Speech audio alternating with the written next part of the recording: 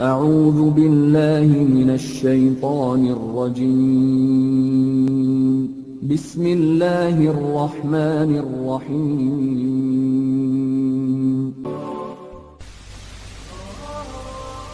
در این ماه معراج رسول اکرم صلی الله علیه و سلم بود.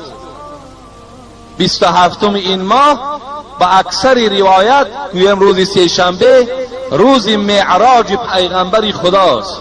بزرگی این ماه را انا همین شرف و شمین است که حبیب خدا در این ماه نزد پروردگارش و درخواست پروردگار نزد الله رفتگی است که این است سوره اسراء: سبحان الذي اسرى بعبده لیلا من المسجد الحرام الى المسجد الاقصى. پروردگار این شب معراج، این عروج رسول اکرم به نزد خودش به نص قرآنی و آیت‌های قرآنی برای ما و شما خبر داد. اگر کسی که این معراج پیغمبر را قبول ندارد یا میگوید که وی در خوابش رفتگی است، به جسم نرفته است، وی کافر میشود. زیرا این نص قرآنی است که محمد صلی الله علیه و سلم نزد پروردگار رفتگی هست، که قرآن هم این حکایت میکند که میگن در روایت ها که شاید در خانه هانی بود از یکی زنهایش. بعضی روایت ها این است که بین حتیم، همون بین یک سنگی که در کعبه هست و بین خانه کعبه همونجا یک کاواکی هست، یک شادی هست. همونجا رسول اکرم صلی الله علیه و سلم با پهلو بودن، خواب بود. سبحان الذی اسرى بعبده لیلا من المسجد الحرام. کلمه لیل استفاده می شود که لیل این شب را میگن عرب ها. شب حضرت میگد خواب بودن که ناگاه کسی پایش می مالید. چگونه ای که یک فرزند پای پدر می مالد، پایش می مالید. نگاه میکند که جبرائیل امین در پهلوش نشسته است. جبرائیل پای رسول اکرم صلی الله علیه و سلم مالیش میداد و می مالید. حضرت از جاش گفتند السلام یقریئک السلام. ای محمد از جات خیز که الله به تو سلام فرستاد و تو را با یک تشریف رسمی به سوی آسمان دعوت دارد. الحال ما و تو یک جایه باید سیری بر آسمان کنیم. حبیب خدا میگوید از جاش خیستند. براقی که از اسب پستر و از خچیر بالاتر بود میگوید پیغمبر و رنگی سفید داشت که با یک چشم نگاه کردن سرعت حرکتش اینقدر تیز بود که حتی چشم رسیدگی ده این براق میرسید. بالای این براق مرا سوار کردند و این جلوی براق می داشتگی جبرائیل امین بود که میگوید مرا حرکت دادن به مسجد اقصی آوردن که این در فلسطین است. وقتی اینجا رسیدم یک توده پیغمبرهای زیاد از دوره های حضرت آدم تا حضرت عیسی در این مسجد اقصی روحشان وجود داشت. وقتی ما داخل مسجد شدیم به خیال گذرانیدم که نماز کی میخوانده باشد. حضرت ابراهیم میگوید از بین این پیغمبرها نزد من آمد و دست مرا گرفت و پیش نماز آورد. گفت تا امروز این مسجد اقصی از بنی اسرائیل بود و اینجا گویم نزول وحی بود و همه پیغمبرها از این مکان برآمدند. از این روز اعتبارا این مسجد اقصی از تو و از پیروان تو هست. چگونه ای که امروز این مسجد اقصی در دست مردم یهود است که مسلمان ها را در اونجا خیلی آزار و مشقت میدهند، که چگونه ای که امروز هم این دست خونالود یهود هیچ خانه مسلمان قرار نمیماند. فرزندهای مسلمان ها گویم همه بیچاره ها یتیم و در بدر و سرسان و سرگردان است از دست این قوم ظالم. خداوند در آن نقشه هایی که اینها نسبت مردم مسلمان میکشند خودشان خدای مهربان سرگردان بگرداند و چگونه ای که خانه مسلمان ها را این قوم ویران کرده ایستادند، سرسان و سرگردان دارند، خدایا خاندان اینها را ویران بگردانید. حبیب خدا میگوید 2 رکعت نماز خواندیم. مختصرا من میگویم برای فضیلت همین ماه رجب. حضرت میگوید در براق مرا سوار کردند و آسمان از حضرت آدم سرکردگی در آسمان اول. پروردگار میگوید آسمان ها را زینت داد. بعد زینت دادن تمام پیغمبرها را امر کرد که حبیبی مرا پیشواز گیرید. ملائکه ها را میگوید صفی در صف کرد. حبیبی خدا هر آسمانی که میدرامد السلام علیک ایها النبی، ای پیغمبری خدا خوش آمدی گفته پیشواز میگرفتند. حضرت آدم بود. در دویم آسمان میگوید حضرت عیسی را دیدم. در سوم آسمان حضرت یوسف را دیدم که خیلی حسن زیبایی داشت که چنان حضرت یوسف میگوید زیباگیش دیدم، آنقدر زیباگی داشت که قریب گویا نصف زیباگی تمام بنده های خدا در چهره حضرت یوسف گذاشتگی بود.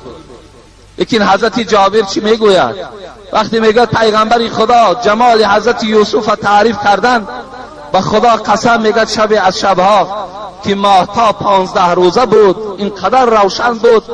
من نزد رسول اکرم صلی الله علیه و سلم آمدم، زیارت کردم. یک بار نظر میکردم به ماهتاب، یک بار نظر میکردم به چهره حبیب خدا محمد. قسم به خدا گفت چهره محمد از آفتابم دیده روشنتر بود، از همون ماهتابم دیده چهره رسول اکرم صلی الله علیه و سلم روشنتر بود. اگر خداوند حسن نصف بندگانش در جمال یوسف گذاشته باشد، تمام حسن بنده هاش در محمد صلی الله علیه و سلم گذاشتگی بود. حضرت میگوید وقتی نزد حضرت موسی برآمدم، حضرت موسی وقتی که با او سلام علیک کردیم از او جدا شدم، حضرت گریه کردند. گفتن ای پروردگارا چه محترم شخصی، چه پیغمبری که همه شرف و بزرگی را بر این دادی. در دوام 23 سالی که دعوت کرده است همراه امتانش همگی وارد جنتش میکنی. اینقدر دعوا و اینقدر دعوتی که ما کردیم، لیکن ما خود روز قیامت نجات میابیم و امتهای گناهگار ما وارد دوزخ میشوند. نزد حضرت ابراهیم برآمدیم، از اون میگوید بعد سدرت المنتهی رفتیم. سدرت المنتهی مکانی بود که در پهلوش قرآن میگوید جنت واقع بود. وقتی در اینجا رسیده میگوید پرده های نور بود. وقتی پس نگاه میکنیم که جبرائیل نیست. بین تا آسمان هفتم میگوید همراه جبرائیل میگوید یک جایه بودیم. وقتی در این سدرت المنتهی رسیدم نگاه میکنم محمد میبینم جبرائیل نیست در پهلوی ما. پرسان کردیم ای جبرائیل آیا این مکانی هست، آیا این وقتی هست که تو دوست در اینجا خالی بگذارد؟ حضرت جبرائیل چی گفتن؟ گفتن ای محمد لو تقدمت شبرا لاحترقت، ما برای خود یک مکان خاصه ای داریم، اون مقام توست. قسم به عظمتی پروردگار گفت اگر به مقدار یک مورچه پیش روم 600 بالی مرا همین تجلیات الهی می سوزاند. دیگر ما پیش رفتن نمیتونیم گفت، اون پیش دیگر حق توست. حتی پیغمبری خدا گوییم به مکانی رسیدن که یک مکانی نور بود، با پروردگار سلام علیک کردند، چی گفت و گزار کردند. مختصرا میگردیم، ما سوال هامون زیاد است. بعد از آنجا وقتی که پایان آمدن، وقتی پایان زمین آمدن، باز در همون کنار خواب بود، همون کنار ده جبرائیل وقتی که رسول اکرم گذاشت، ابو جهل لعین سحر به نزد رسول اکرم آمد و گفت آیا از آسمان یگان خبر داری یا نداری؟ از حساب تمسخرانه وای به خاطر گوش کردن سخن آسمان نبود، فقط مذاق میکرد، فقط تمسخر میکرد. آیا از آسمان یگان خبر داری؟ رسول اکرم صلی الله علیه و سلم گفتند ای ابو جهل، گفتند امشب من از همین مسجد مکه مکرمه و مسجد اقصی فلسطین رفتم. ابو جهل میگه چنان خنده کردند. گفتن همین 6 ماهه مسافه ای که بین مکه و بین فلسطین است تو همین شب رفتی؟ گفت بله همین شب من رفتم. گفت خندکنان میگوید خندکنان به خانه ابوبکر صدیق آمد. رسول را استونی حنانه بشناخت. مولوی رومی در زیر همین آیت میگوید پیغمبر یک چوی خرما شناخت. بالا یک چوی خرمایی که میبرآمد و مردم موعظه میکرد، وقتی اون چوی خرما را ترک کرد و بالای منبر دیگر برآمد، همان چوب خرما گریه کرد که پیغمبر خدا تا امروز بالای من میبرآمدی، چی شد که امروز ما از پای مبارک تو محروم شدیم؟ همان چوب خرما میگوید مثل کودکی که برای مادر گریه میکند همون گریه میکرد. مولوی میگوید رسول را استونی حنانه بشناخت، ابوجهل آدمی و دشمنی ساخت. و یک چوب شناخت لیکن ابوجهل آدم بود و نشناختش. دوان خانه ابوبکر آمد برای که در دل ابوبکر شبهه اندازد، دل ابوبکر دو دیله کند. آمد در ابوبکر تق تق کرد، ابوبکر. حضرت از داخل صدا دادن چی میگویی؟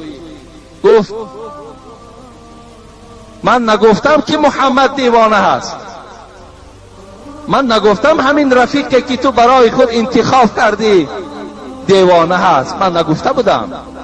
میدانی محمد چی میگوید؟ او چی میگوید؟ این دوستی من چی میگوید؟ او میگوید امشب من از مکه مکرمه فلسطین رفتم 6 ماه را در یک شب. ابوبکر صدیق گفت اینا محمد گفت؟ گفت بله محمد گفت.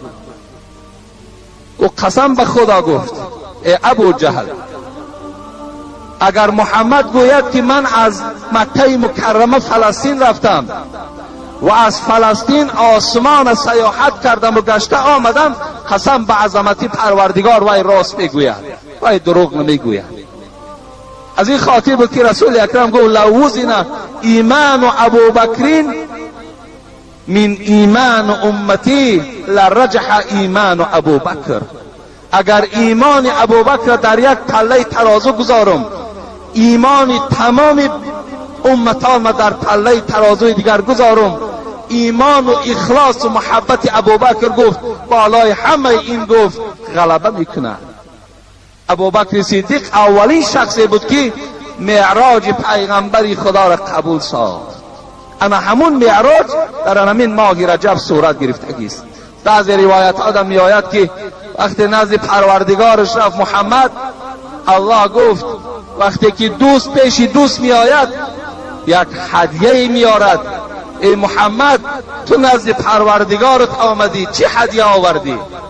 چه هدیه داری؟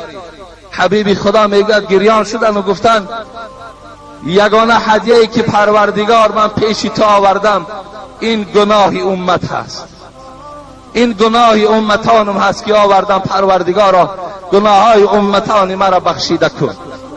این یگانه پیشنهادی که من در ذات تو دارم. همان امتی که امروز زنش سرالوش کرده است و مردش توی به توی رقص کرده گشته ایستاده است. اما همین امت پیغمبری خدا میگوید وقتی الله از من پرسان کرد که چه هدیه آوردی، گفتم گناهی امت آوردم. خدای همین را با فضل خودت مغفرت